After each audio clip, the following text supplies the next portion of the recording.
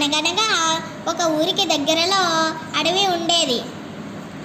గుండమ్మ నడుచుకుంటూ వాళ్ళ కూతురు ఇంటికి వెళ్తుంది. దారిలో ఒక పులి ఎదురైంది.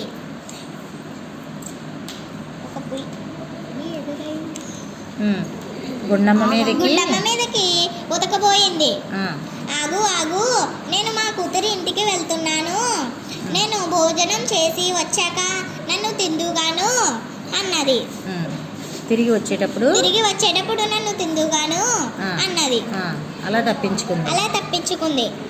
మళ్ళీ వెళ్ళేదారిలోని మళ్ళీ నక్క ఎదురైంది. మళ్ళీ నక్క ఉతకబోయింది. గుండమ్మ మీదకి ఉరకబోయింది. అప్పుడు గుండమ్మ, ఆగు ఆగు, నేను మా కూతురి ఇంటికి వెళ్తున్నాను. నేను చక్కగా భోజనం చేసి తిరిగి వచ్చేటప్పుడు నన్ను తిందుగాను అన్నారు. అలాగని తప్పించుకుంది. అలా చివరికి వాళ్ళ కూతురి ఇంటికి చేరుకుంది. చక్కగా భోజనం చేసింది.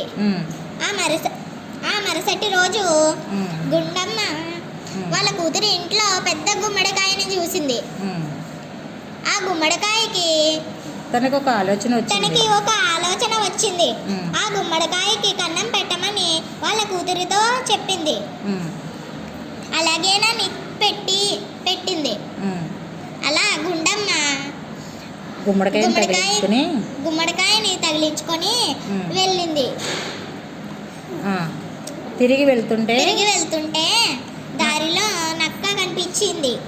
ఇదేంటి గుమ్మడికాయ దొల్లుతూ వెళ్తుంది అనుకుంది. నడుచుకుంటూ వెళ్తుంది అనుకుంది. తర్వాత పులి ఎదురైంది.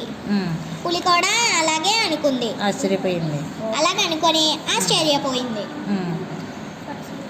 ఏదోలా తప్పించుకొని